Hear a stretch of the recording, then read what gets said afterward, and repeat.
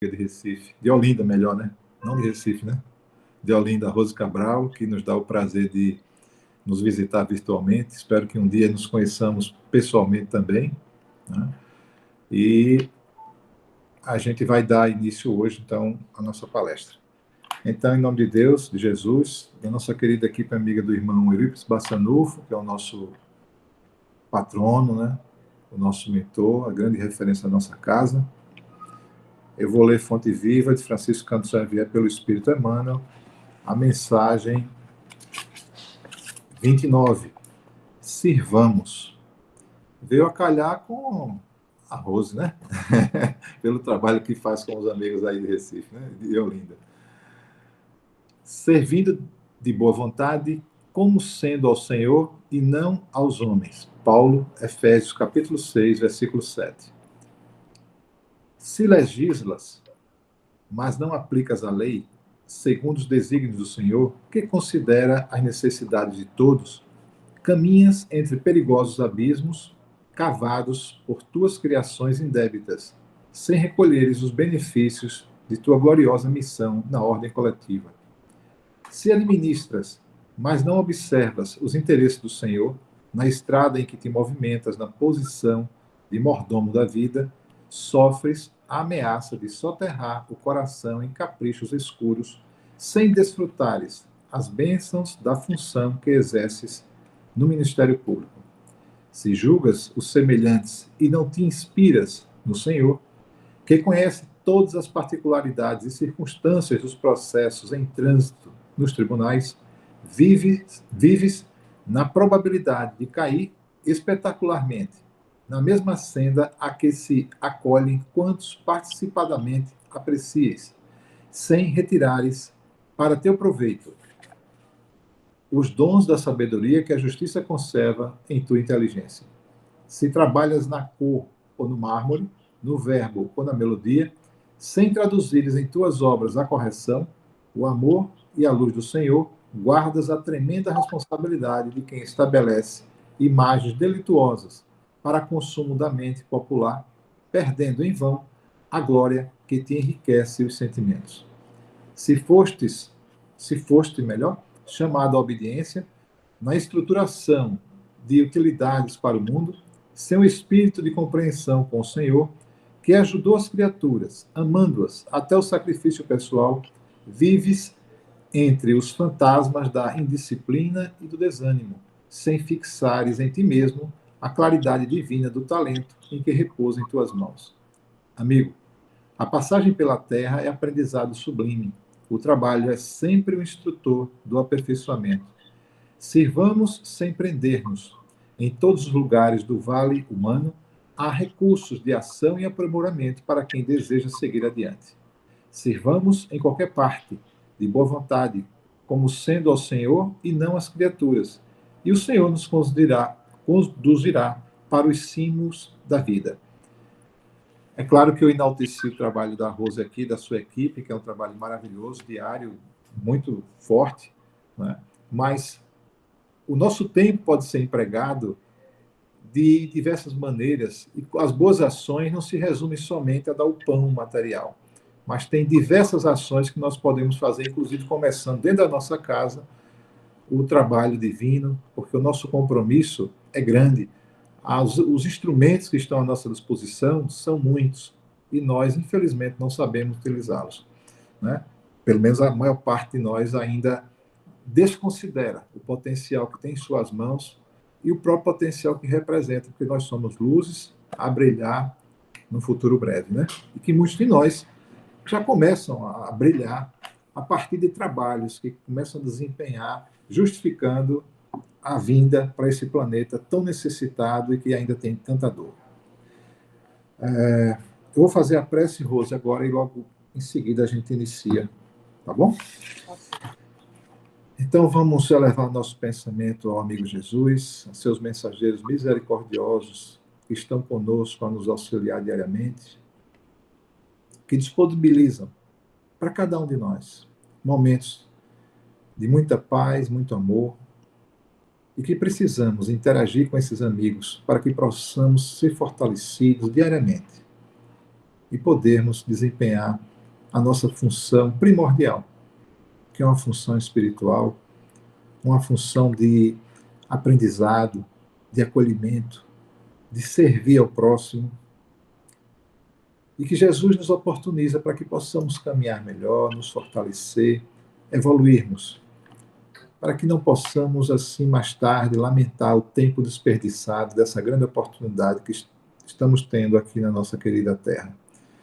Que o Pai possa abraçar todos nós, nos confortar nos momentos de dor, nos amparar também nos momentos de felicidade, onde tenhamos a parcimônia, a tranquilidade para não exagerarmos em algumas dificuldades que nós temos mesmo no nosso comportamento e possamos sempre seguir em paz e sempre levando nosso pensamento ao amigo Jesus, que está sempre ao nosso lado.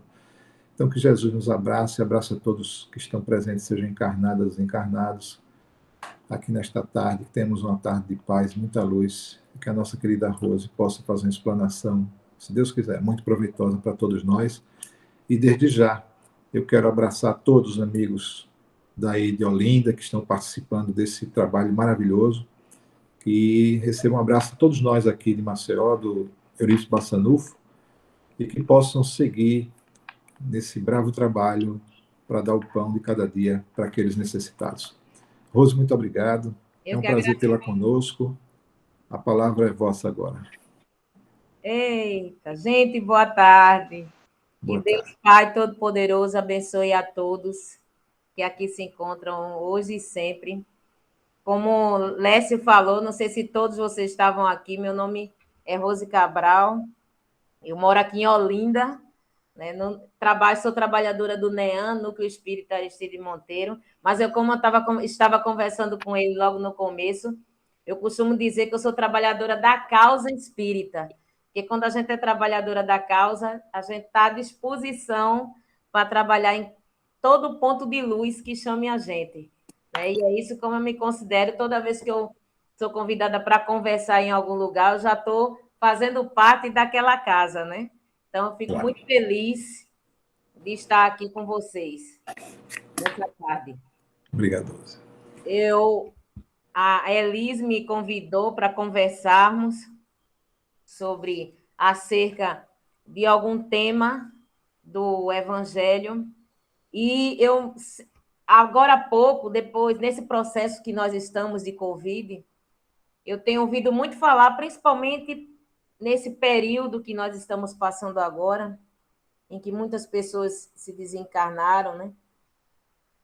E eu escuto muita gente dizer: ai meu Deus, por que a gente está passando por tudo isso?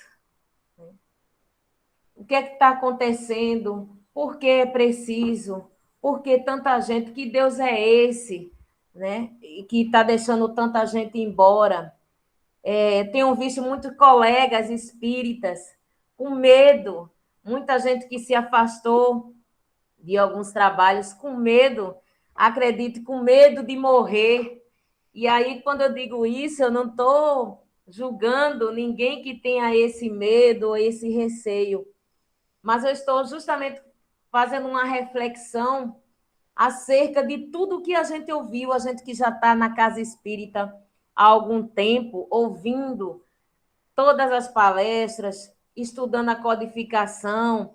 Nós sabíamos que algo aconteceria e que essa transição se fazia necessária.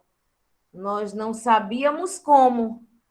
Também ouvíamos, nesse período em que estávamos em nossa preparação, que eu considero tudo uma preparação, ouvíamos também dizer que rezássemos para que esse processo de transição não tivesse uma guerra, porque se tivesse uma guerra, ao invés de nós evoluirmos e atrasarmos muito o nosso processo de evolução, a nossa ida para essa casa nova, né? A nossa sintonia de pensarmos, porque a regeneração nada mais é isso do que termos um índice maior de pessoas pensando em fazer o bem do que fazer o mal.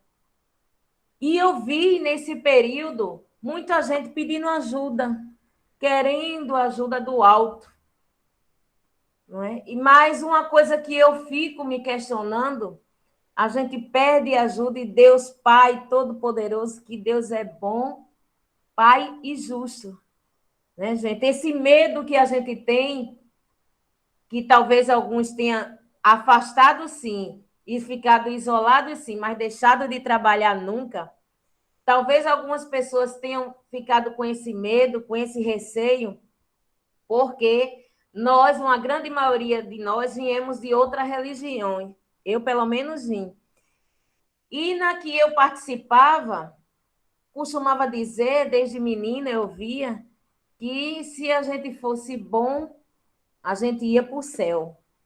E se a gente não fosse muito bom, a gente ia para o inferno. Aí a gente cresce, se informa, entra numa doutrina como essa, que é uma religião, que é uma filosofia, que é baseada pela ciência, e aí a gente começa a se questionar, bem, eu não sou tão bom para ir para o céu, e eu não sou tão ruim para ir para o inferno, então para onde eu vou? Talvez essa falta de conhecimento ainda de aonde se vai, como se vai ficar, como se vai se tratar, talvez isso é que nos faça termos medo. Mas à medida em que a gente vai tendo conhecimento, esse medo vai tranquilizando os nossos corações. E aí nos faz entender que um fio do nosso cabelo não cai sem a permissão divina. Então, tudo que nos acontece, somos de alguma forma responsáveis. É o plantio, colhemos e aprendemos. E a doutrina, né? Quando eu entrei na doutrina espírita, uma das coisas que me chamaram muita atenção, porque, volto a dizer, vindo de demais religiões, a gente começa a entender que Deus não castiga ninguém, né? A gente colhe unicamente aquilo que a gente planta. E aí, quando a gente fica sabendo disso tudo, a gente começa a entender o porquê de as coisas caem e a importância de estarmos sintonizados com o Cristo, a importância de sermos continuador do Cristo, que não é fácil. Não é fácil darmos continuidade ao Cristo, às coisas que o Cristo veio pregar. Porque ele não veio pregar religião, ele veio pregar o amor a Deus sobre todas as coisas e ao próximo como a si mesmo. E aí é que está toda a questão, ao próximo como a si mesmo. Significa que deveríamos fazer tudo aquilo que gostaríamos que fizessem conosco. Toda essa conversação é para que a gente entenda que tudo depende do plantio. Então, o tema de hoje, ajuda-te, que o céu te ajudará, vem a enfatizar, está aqui no capítulo 25 do Evangelho segundo o Espiritismo, que eu vou ler um trecho agora, que diz assim: ajuda-te, o céu te ajudará, pedis e vos dará, buscai e achareis, batei a porta e ela vos abrirá. Porque todo aquele que pede, recebe, quem procura, acha, e se abrirá aquele que bate a porta. Veja, mais uma vez a questão do plantio. Também qual é o homem dentre vós? E aí ele diz, está lá em Mateus, também qual é o homem dentre vós que dá uma pedra quando o filho pede o pão, ou lhe pede um peixe e você vai dar uma serpente? Se, pois, sendo maus como sois, sabeis dar boas coisas aos vossos filhos, quanto mais o Pai. Quando ele diz aqui, sendo mais como sois, mais maus aqui, vamos transferir para as mais inclinações.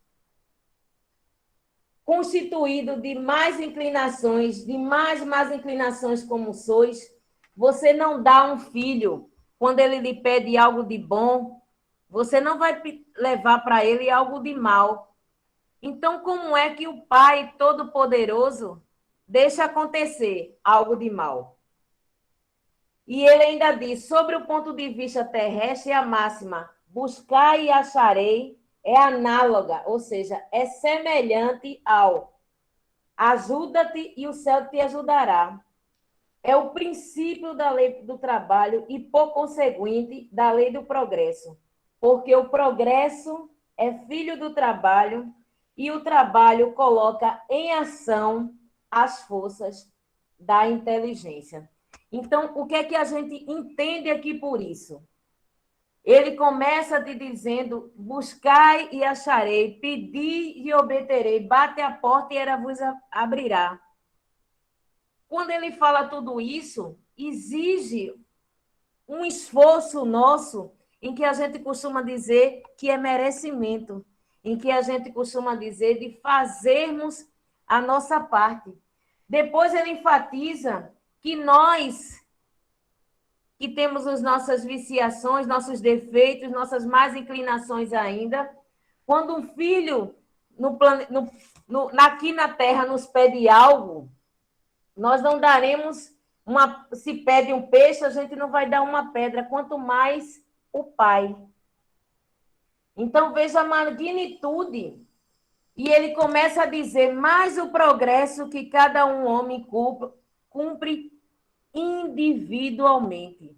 Ou seja, mais uma vez, nos chamamos à responsabilidade do plantio. Porque o bom plantio, se a gente colher uma boa fruta, plantar uma boa fruta, a gente vai colher. Mas, ultimamente, não temos plantado. Muitas das coisas que está nos acontecendo hoje foi por conta do plantio, do mau plantio.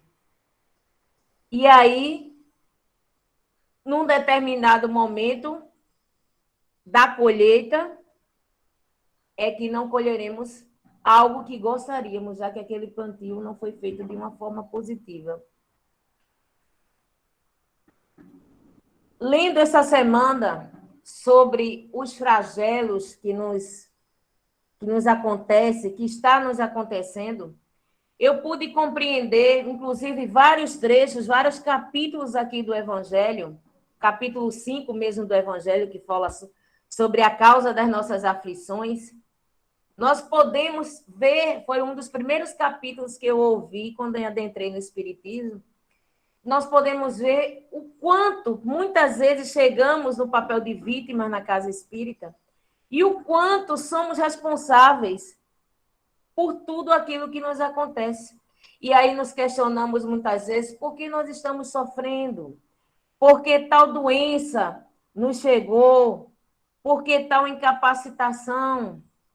E aí a gente começa, se a gente fazer uma analogia, a gente começa a ver que muitas doenças que são acometidas, que chegam até nós, causada pela nossa invigilância, né? Os nossos maus hábitos alimentares, os nossos maus hábitos de postura corporal, é o que vai nos fazendo, ao longo do tempo, adoecendo o nosso corpo físico e muitas vezes estagnando o nosso corpo espiritual.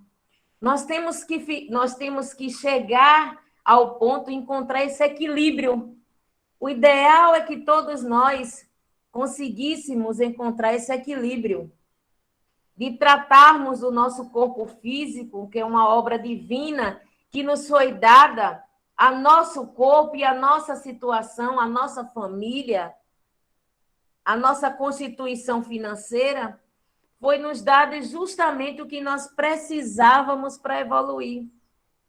Muitas vezes a gente fica galgando, querendo, almejando, estar em patamares maiores, estar com a condição material melhor, mas Deus sabe quando nós estávamos com essa condição melhor e não estávamos preparados, o que a gente fez, o mau uso que a gente obteve. Então, mais uma vez, a gente precisa conhecermos. Conhece-te a ti mesmo.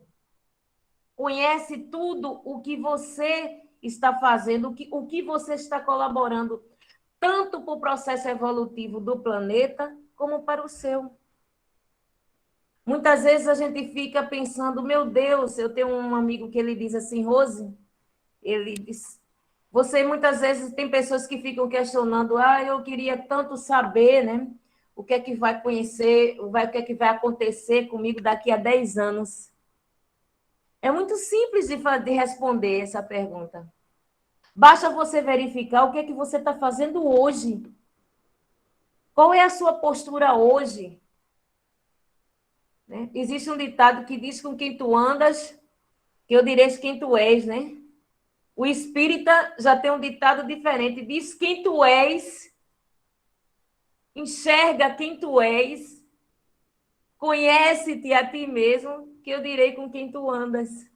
Veja, mais uma vez essa doutrina maravilhosa puxando a responsabilidade para nós e que cabe a nós mesmos. E nisso, quando a gente foge a isso, quando a gente não quer reconhecer essa responsabilidade, a gente começa a questionar as coisas que nos acontecem. Na pergunta 737 do Livro dos Espíritos, ele fala sobre os flagelos destruidores. E a pergunta 737 é assim: com que objetivo Deus atinge a humanidade por meio de flagelos destruidores? Veja, com qual objetivo? Porque Deus é Pai Todo-Poderoso, poderia simplesmente não deixar que nada de mal, né, de nada de complicado nos aconteça, mas fugiria ao objetivo. Então, tem um objetivo. E a resposta é para fazê-lo avançar mais depressa. Não vos dissemos que a destruição é necessária para a regeneração moral dos espíritos, que adquire a cada nova existência um novo grau de perfeição? É preciso ver o fim para apreciar os resultados. É preciso ver o fim para apreciar o resultado. Ou seja, muitas vezes nós caímos com o único objetivo, gente, de subirmos fortalecidos. Por isso que esses flagelos, a vicissitude da vida, esses flagelos da humanidade, tem que acontecer. Precisa, tem não. Precisou acontecer para nos fazer alavancar. A situação seria diferente se a gente tivesse aprendido pelo amor. Mas como o amor não foi o suficiente, então tivemos que passar por está passando ainda por esse momento de dor. E ele ainda diz mais, mas esses transtornos são frequentemente necessários para fazer alcançar mais prontamente uma ordem melhor das coisas. Ou seja, o que duraria alguns séculos para acontecer o nosso avanço, vai acontecer em alguns anos, por conta dos flagelos. E a segunda pergunta é: Deus não poderia empregar o aprimoramento da humanidade sem esses flagelos? Sem esse sofrimento? Sim, o emprega todos os dias. Veja a resposta. Sim, ele emprega todos os dias, visto que deu a cada um os meios de progredir pelo conhecimento do bem e do mal, ou seja, o livre-arbítrio. Sim, ele nos dá a oportunidade, né, de empregar o aprimoramento da humanidade sem precisar de nenhum flagelo. Ele nos proporciona progredir pelo conhecimento, por nos mostrar o que o fruto de nossas ações pode nos trazer de bom e pode nos trazer de mal. Mas, mais uma vez, optamos. São escolhas que nós fizemos. Então, se são escolhas, nós teremos que resgatar e passar por ela com resignação. Outra palavra tão falada nesse período de pandemia por nós espíritas, nossos colegas espíritas, foi resignação. Sofrei com resignação.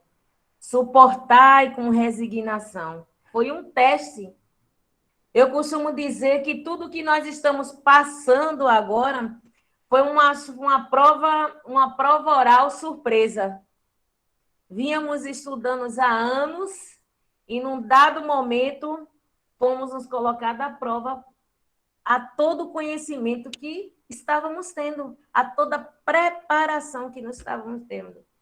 Eu me lembro que começo de 2019, eu estava falando sobre esse livro na Casa Espírita. Passei uns meses por aqui afora, por aqui por Olinda, Recife, conversando com as pessoas sobre Brasil, coração do mundo, pátria do Evangelho. Parece que a gente estava tendo uma... Parece não, era uma preparação. Porque esse livro, gente, nos capacita, nos faz entender tudo o que a gente está passando no Brasil, principalmente, onde ele se dá, onde se começa toda essa história para nós aqui. Ele começa a entender que tudo, para a gente entender tudo que está acontecendo hoje, a gente precisa ir lá atrás, lá no período do descobrimento, lá no período da exploração das terras, lá no período da viagem, do passeio do anjo Ismael com Cristo, a escolherem um local arborioso, cheio de árvores, clima maravilhoso, onde Ismael, como nosso guia espiritual, falou ao Cristo que aqui seria um lugar ideal para isso. E nessa conversação no começo, eu lembro que quando o Cristo, falando aqui no livro, quando Humberto de Campos menciona que ouviu-se uns clarins, viu-se os clarins de chegada à nova era. E aí a gente começa a entender quando Jesus pediu a Ismael que para povoar esse local, que posteriormente chamaríamos de Brasil, trouxesse 3 raças, uns irmãos, uns espíritos da irmã da África, os espíritos menos corruptos da Europa e os nativos daquela região.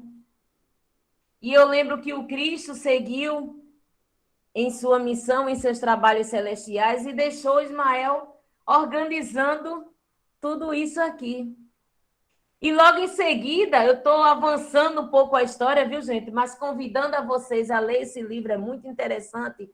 A gente vai conhecer a nossa história, conhecer a nós mesmos e entendermos que o Brasil é, sim, coração do mundo, pátria do Evangelho. Não é porque aqui tem uma rainha muito bonita, que nada aconteceria, que seria um lugar de perfeição, não. O que o Cristo queria mostrar é que aqui era um hospital do Cristo.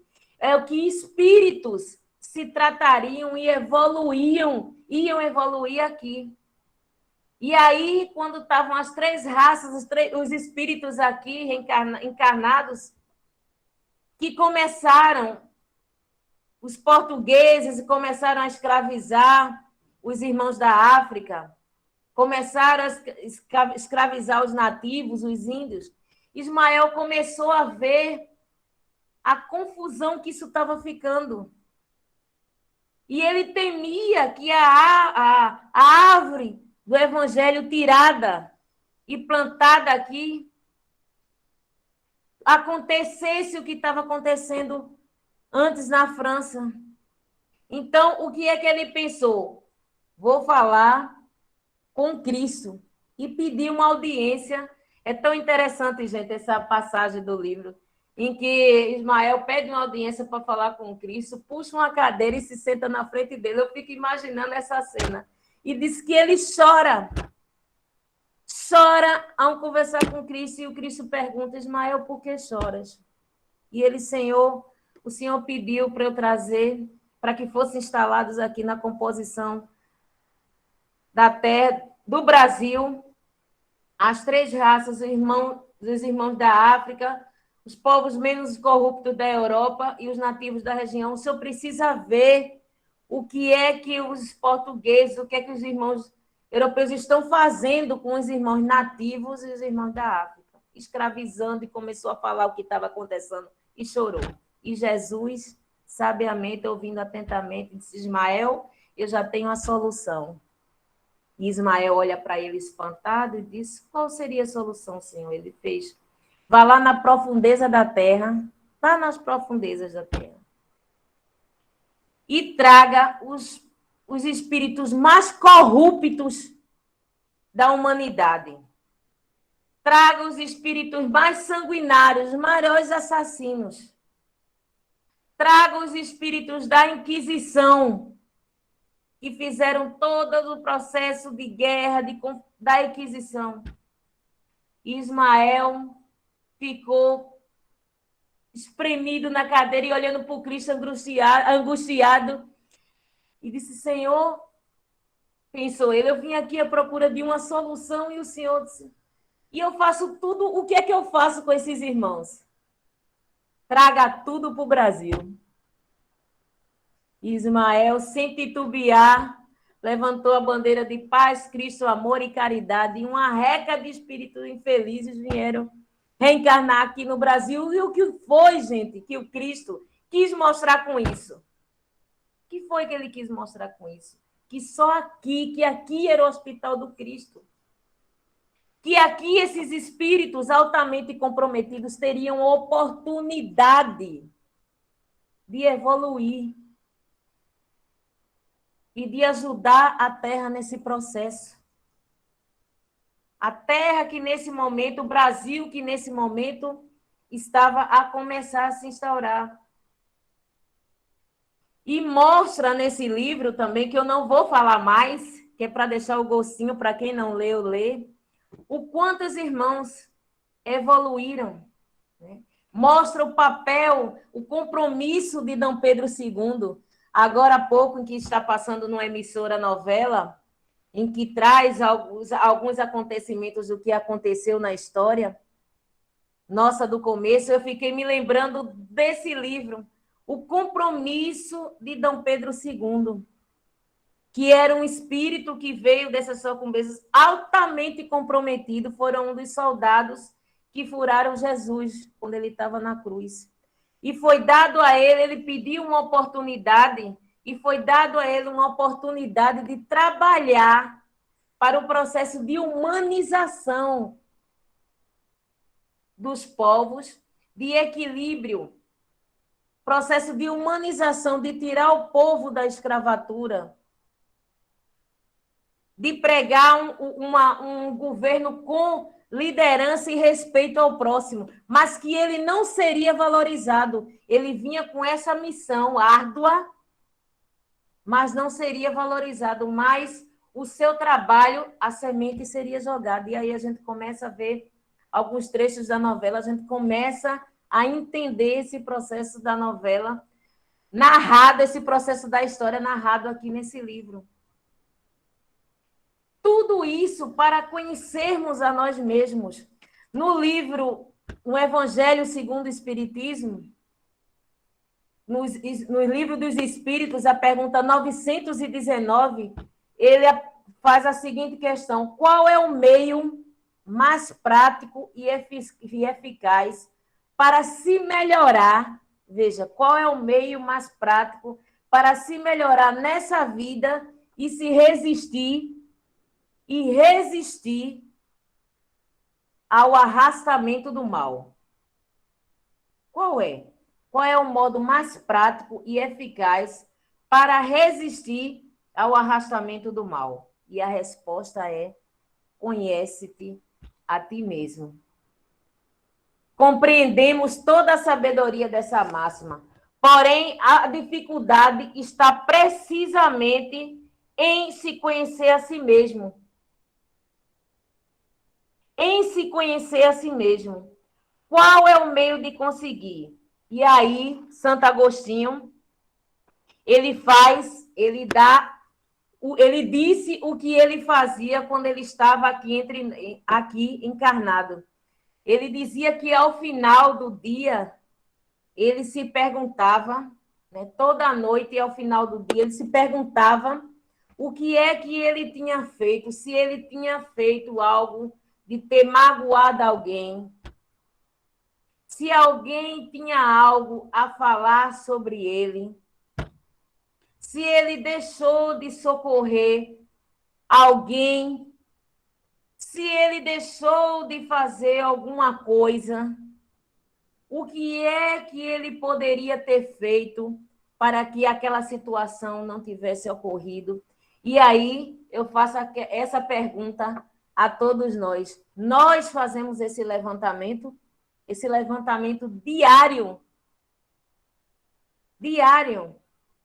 né? Porque assim nosso maior presente já é o presente de abrirmos os nossos olhinhos todos os dias, agradecermos a Deus por mais um dia de vida e pedirmos proteção. Isso a grande maioria de nós, quiçá todos aqui presentes, faz. Mas ao final do dia nós fazemos esse questionamento, o que é que nós poderíamos ter feito?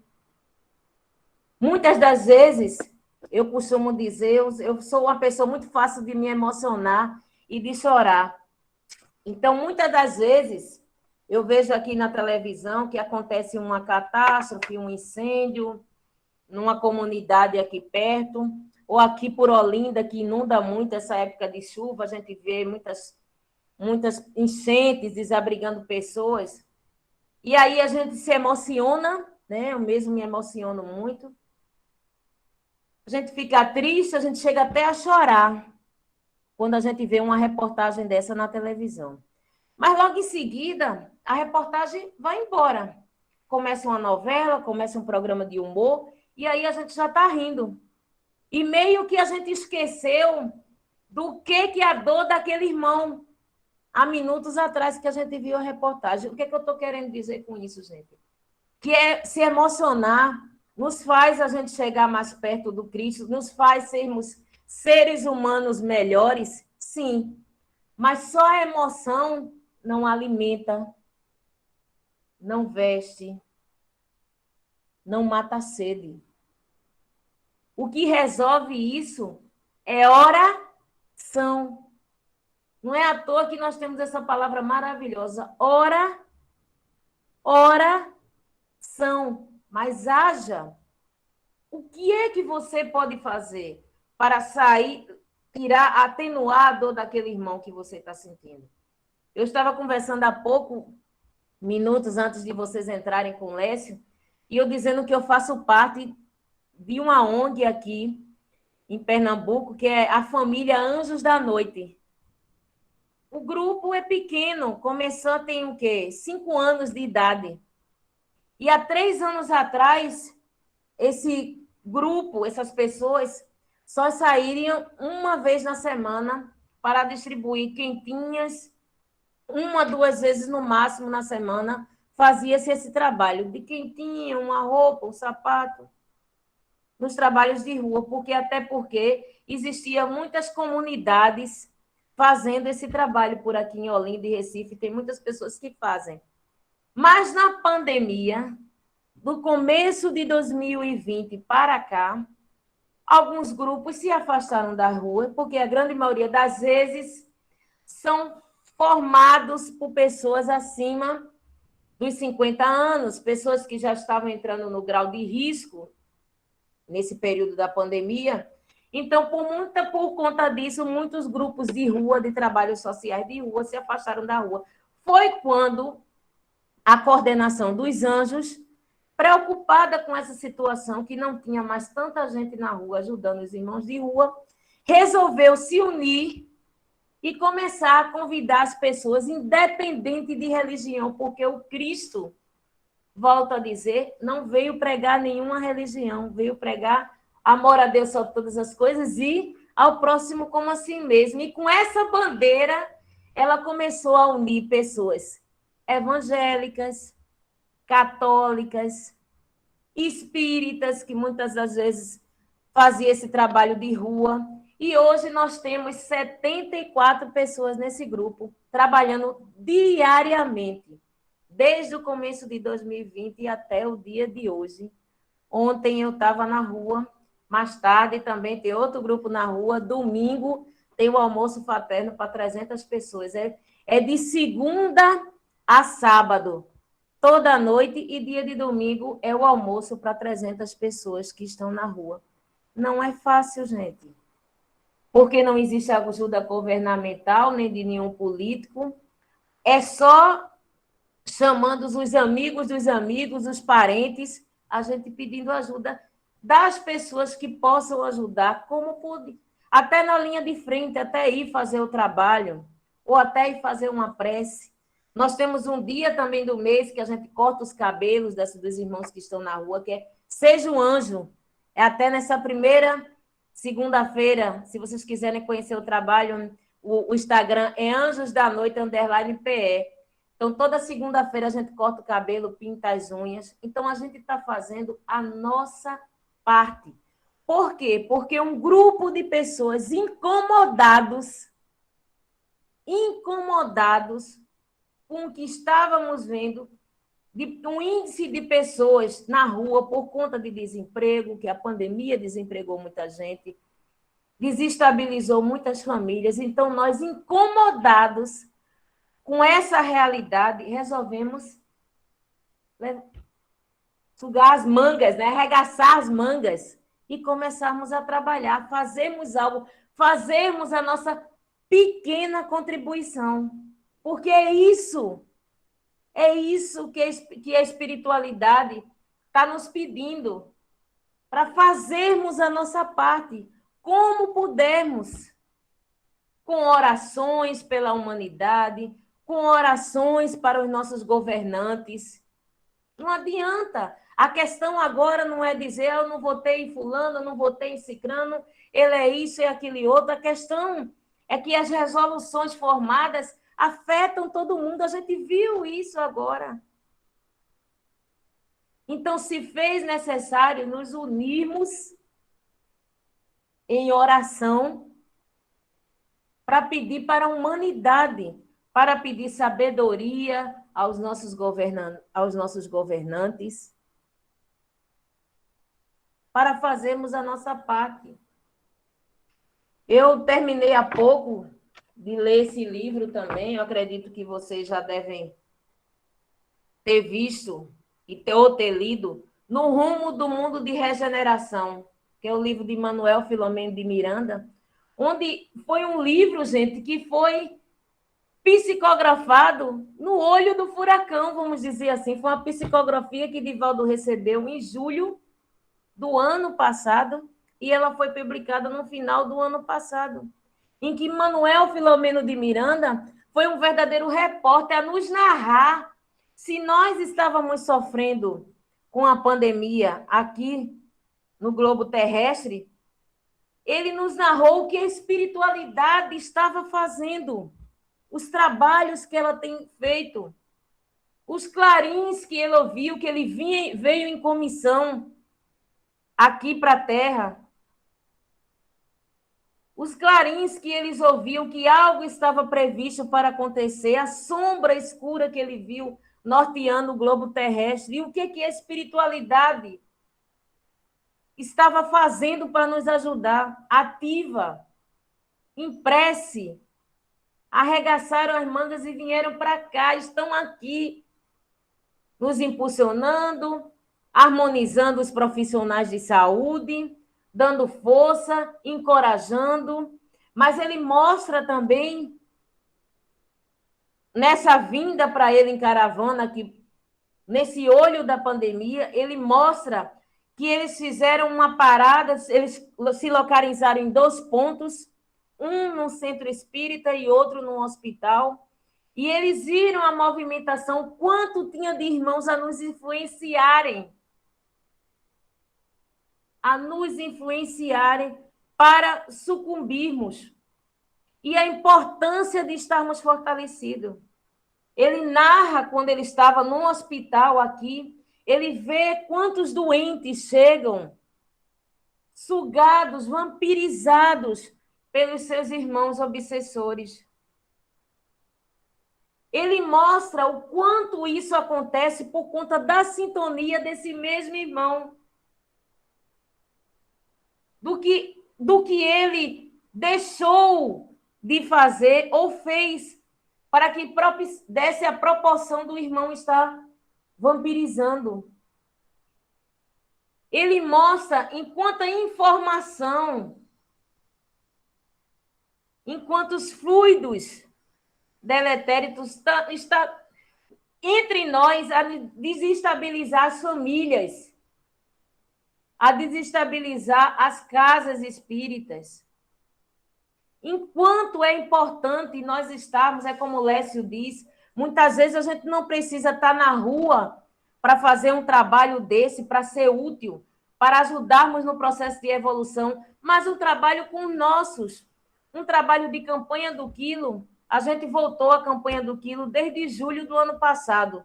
Não porta a porta, mas a gente está fazendo nos sinais, levando o Evangelho de Cristo através das nossas mensagens, consolando as pessoas que estão aflitas. Todo domingo a gente sentiu a necessidade de dar esse amparo às pessoas que estavam aflitas, que estavam desesperadas à procura de ouvir, de falar para que alguém ouça. Não é à toa que nós temos 2 ouvidos e uma boca, é porque o nosso papel de ouvir, gente, é importantíssimo e tem tanta gente precisando ser ouvida. Então, desde o ano passado, nós retornamos com esse trabalho na Casa Espírita, presencialmente, é o único trabalho que a gente está fazendo, é da campanha do Quilo aos domingos, e os demais trabalhos da casa a gente está fazendo virtualmente, estudando virtualmente, fazendo palestra virtualmente, para nós criarmos em nós pontos de luzes. A casa não é um ponto de luz? Vós sois deuses, já disse o nosso irmão maior. Então, se nós somos deuses, depende de nós nos reestruturarmos, nos equilibrarmos, para nos tornarmos também pequenos pontos de luz. E aqueles que nos chegam atordoados. Tem muita gente que para no sinal, quando eu estou fazendo a campanha do Quilo Rose, quando é que a casa vai abrir? Eu preciso que a casa abra. Irmão, o que é que está acontecendo? Não, eu estou um desequilíbrio lá em casa. Eu disse, você está fazendo o evangelho no lar? Não. Eu disse, por que você deixou de fazer? Você está fluidificando a água quando você vai dormir, faz uma prece, coloca aquela aguinha, faz a sua prece, de manhã você toma água. Não. E por que não está fazendo? Você está reformando, se reformando, tirando aquelas coisas que você não vai poder levar. Faz de conta que você está fazendo uma mudança, está prestes a fazer uma mudança. E essa casa nova é menor. Então, você vai ter que fazer uma varredura do que realmente vai ser importante você levar para essa nova morada. Você está fazendo essa varredura? Você está tirando aquilo que lhe sucumbiu, aquilo que lhe deixou angustiado, aquela falta de afeto, aquela falta de conversação que não se tinha em casa, aquele espaço para a família, aquele ouvir, aquele tempo de ouvir, de se colocar no lugar do outro, aquele irmão que você não fala, aquele vizinho que você não cumprimenta. Você tá começando, você está trabalhando isso tudo em você. Aí a pessoa ficou olhando assim, eu disse, porque isso é o tratamento. Isso é o tratamento que está sendo feito, porque a espiritualidade, gente, não parou nenhum minuto, ao contrário. Os guias, os mentores espirituais de cada casa, a equipe de trabalho de cada casa, de cada ponto de luz, do Eurípides, do Nean, trabalharam incessantemente, estão trabalhando incessantemente. Mas para que os fluidos benéficos cheguem até nós, precisamos estar com o canal limpo. É como quando a gente vai trabalhar nos trabalhos da casa, tanto mediúnico como os trabalhos de saúde, nós somos instrumentos, eu costumo dizer que nós somos a ferramenta que para a cirurgia aconteça, para que o tratamento aconteça, o equipamento tem que estar limpinho, tem que estar em boas condições. Então, nós estamos em boas condições para ajudarmos a Terra nesse processo evolutivo, ou terá ainda que acontecer mais coisas, mais sofrimento, para que a gente venha aprender pela dor ou não pelo amor. É chegado o momento de pensarmos no ter e não no ser. Pensávamos no ser e não no ter. Vivíamos no automático, pensando no ter. E foi chegado um momento de a gente pensar e querer ser. O que é que eu posso fazer para servir? O que é que eu posso ser útil? Qual é a minha parcela de contribuição? Porque já nos foi dito, e nós vimos há pouco, em que a dor do outro que está lá atrás, que está longe, que está em outro país, aquele problema que está na China, a gente tem que começar a sentir e mudar nossas posturas. E não achar que aquele problema que está distante não vai chegar até nós. Estamos todos na mesma nau. E a nau não está desgovernada, não, viu, gente?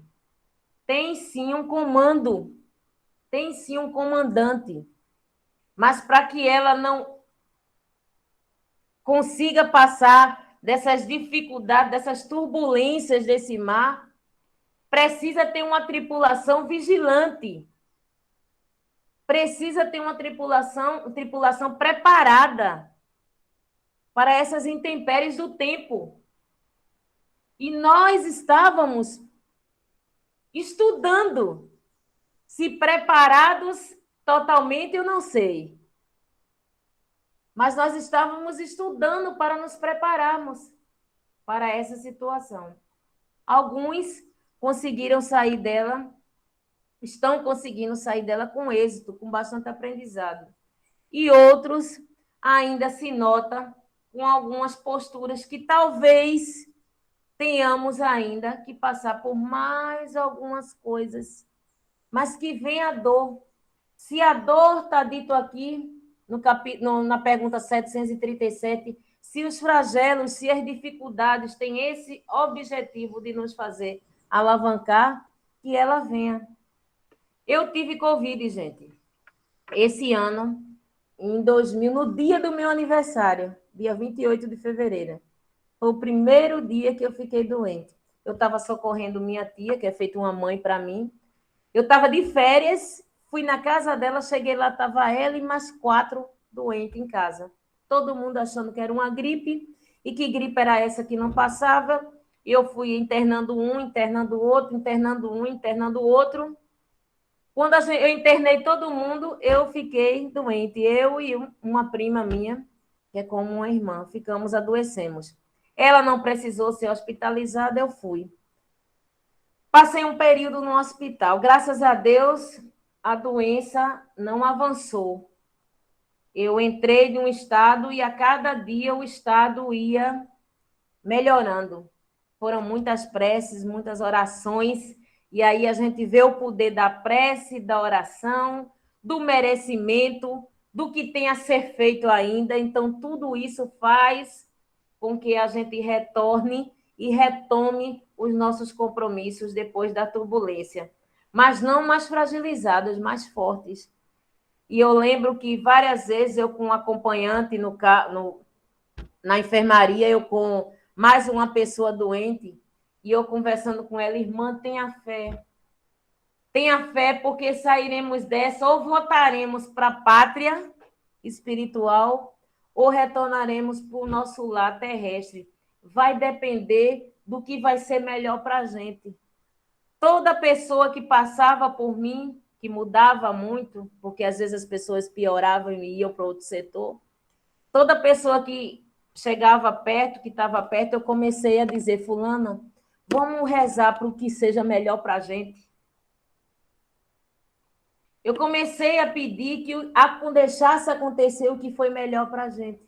Porque quando a gente começa a pedir que aconteça o que for melhor para a gente tem que estar preparado para toda a situação.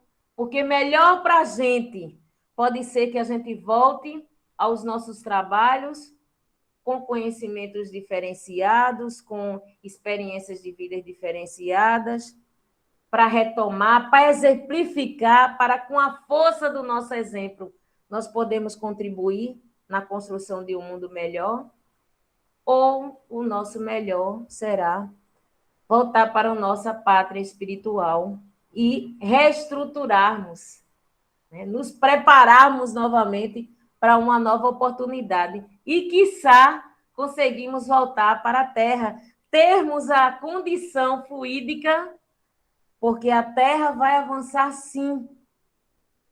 Vai avançar sim, irmãos. Mas para que esse processo vai ser demorado ou longo, depende unicamente, exclusivamente de nós.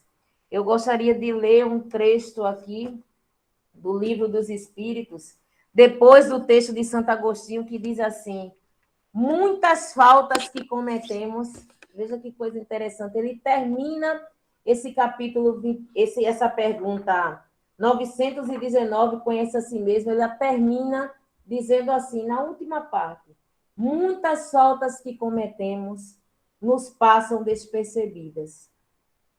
Se, com efeito, seguindo o conceito de Santo Agostinho, interrogássemos mais frequentemente nossa consciência, veríamos quantas vezes falimos sem perceber.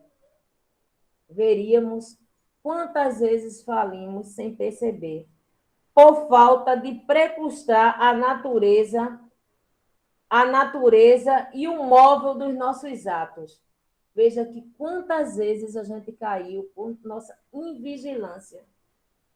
A forma interrogativa tem alguma coisa de mais preciosa do que uma máxima que, frequentemente, não aplicamos a nós mesmos. A máxima prorrogativa, ou seja, esses questionamentos que nós fazemos, que Santo Agostinho pediu para que a gente fizesse um levantamento ao final do dia, muitas vezes a gente não coloca para nós mesmos. Ela exige respostas categóricas, por um sim ou por um não, que não deixam alternativa sem igualmente argumentos pessoais. E pela soma das respostas, pode-se calcular a soma do bem e do mal com que elas está influída, com que ela está entre nós. Então, a soma dessas respostas, esses levantamentos diários em que deveríamos fazer, com quem, se nós estamos, se fizermos tudo o que poderíamos ter feito, se agimos com os outros da mesma forma que gostaríamos que os outros tivessem agido conosco, se ainda poderíamos ter feito algo mais, a soma dessas respostas de sim ou de não é que vai nortear o nosso ser, é que nos vai dar força e conduções para vencermos e ajudarmos a Terra nesse processo de evolução. Que Deus, Pai Todo-Poderoso, né? Eu estou vendo aqui que é chegada a hora, né? 5. Que Deus, Pai Todo-Poderoso, nos fortaleça. Nos fortaleça. Tenhamos fé, gente. Tenhamos fé. Eu lembro que quando eu adoeci, aqui dentro de casa, desse apartamento, o primeiro dia, na primeira semana que eu comecei a sentir os sintomas e eles foram se agravando, eu titubeei. Eu pensei, meu Deus, ele deve estar tão ocupado que não está ouvindo, né, minhas preces, porque a cada dia eu estou sentindo uma coisa maior. Eu dei uma de minha mãe, que ela costuma dizer isso, que Deus está tão ocupado que não está ouvindo as minhas preces. E aí eu elevei o pensamento ao mentor da casa e liguei para o diretor mediúnico, eu me lembro como se fosse hoje. Ele disse, doutor, eu acho que Deus está muito ocupado e eu não vou pedir mais não. Ele disse: minha filha, Deus está ocupado, não. Você está se sentindo mal, vá-se embora para o hospital. Né? Vá-se embora para o hospital, diga que está se sentindo, peça para ser internada, que vai estar tudo certo. E assim eu fiz. Corajosa, peguei meu carro, 11h30 da noite, fui para o hospital, cheguei lá, doutora, eu quero ser internada. Ela olhou para mim e disse: é porque eu estou muito mal. E ela olhou e disse: vamos fazer uma raio-x. Quando voltou da raio-x, ela disse: dona Rosimeira, a senhora não vai voltar para casa mesmo, não, vai ficar internada, que a senhora está com pneumonia. Eu, ao invés de chorar, eu ri. Ela achou meio estranho, né? Eu ri. E aí eu vi que Deus não abandona a gente. Ó, abandona a gente não, gente. Em forma alguma, precisamos estar atentos aos sinais. E muito do que passamos é porque precisamos vivenciar, passar pelo exemplo da dor, para depois poder dar a nossa história, a nossa vivência como exemplo para os que ainda não passaram. Que Deus abençoe a todos, assim seja. Assim seja. Muito obrigado, Rose, pela sua espontaneidade, pelas experiências que você nos trouxe. E nós temos que fazer a pergunta, o que temos a aprender diante de todo esse processo, né?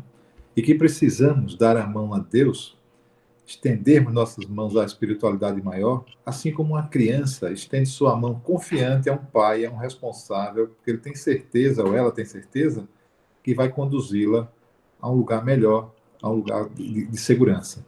Então, é dessa forma que a gente tem que crer em Deus. A gente não pode estar questionando a toda hora, sempre querendo que as coisas sejam feitas ao nosso modo, à nossa maneira. A nossa visão é muito pequena, muito curta.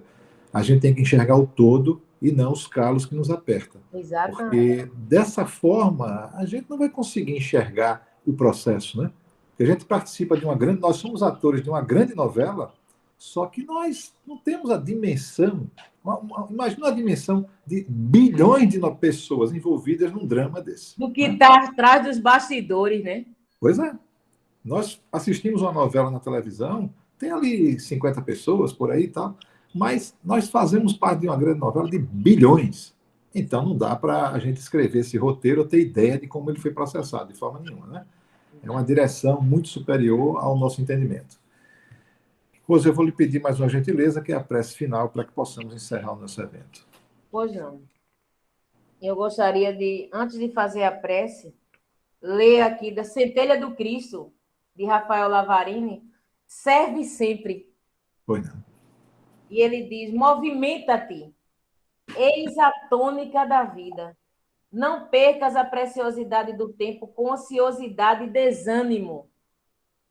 Recobra o ânimo, preenche ao máximo cada dia da tua existência. A minha já está super preenchida, viu?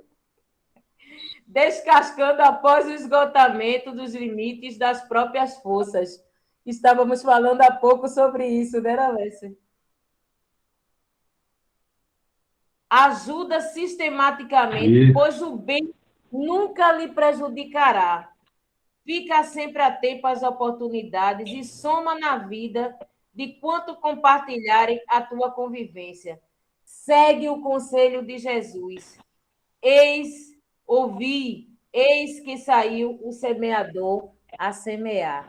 Então, continuamos elevando o nosso pensamento a Deus e agradecendo a Deus Pai Todo-Poderoso pela oportunidade de estarmos aqui unidos e reunidos em nome do Senhor, que possamos, nesse momento de prece, emitirmos ponto de luz para todos esses irmãos que estão nesse momento ainda em sofrimento, nos hospitais, nas ruas, nos presídios.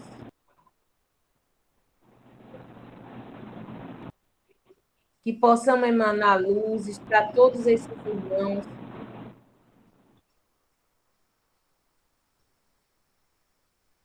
Pai nosso que estás no céu, santificado seja o vosso nome. Venha a nós o vosso reino. Seja feita a vossa vontade, assim na terra como no céu. O pão nosso de cada dia que dai hoje. Perdoai, Senhor, as nossas ofensas, assim como nós estamos perdoando a quem nos tem ofendido. Não deixeis, Senhor, cair em tentação, mas livrar de todo mal. Assim seja. Que Deus nos abençoe. Um excelente final de semana hoje, um começo de semana maravilhoso, que domingo já é o primeiro dia da semana, né? E possamos estar fortalecidos. Foi um prazer Exatamente, não é a segunda. imenso a todos vocês. Né? Saibam que mesmo em todos os pontos que nós estamos, indiferentes, mais distantes, mas eu fico feliz em sabermos que todos nós estamos fazendo, cada um a sua parte, de alguma forma. Quem não está fazendo um trabalho de rua, quem não está fazendo uma campanha do quilo, mas está em casa fazendo uma prece, está fazendo um evangelho no lar. O evangelho no lar, gente, ilumina todo o quarteirão. Então, a gente tem como dar a nossa contribuição para esse processo de evolução. Só basta a gente conhecer, e para isso a gente tem que nos conhecermos, né? Para começarmos a colocar em prática. Isso. Que Deus nos abençoe, gente. Isso. Muito obrigado.